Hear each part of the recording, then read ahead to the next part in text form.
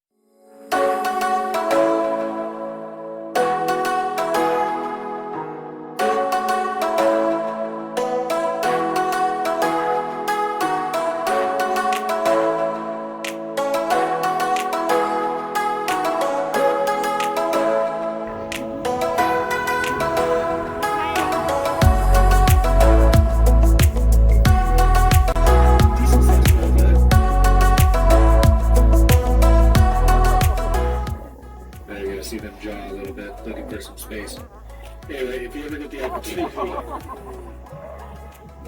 opportunity to dive with these guys, I highly recommend it. They're very interactive animals. They're like puppies. And they will take your hands, and they will take your fins, and occasionally they will take your head in their mouth. Now these are semi-migrational mammals, which means that they leave this area during the summertime to go have their babies. Yeah, so they go north.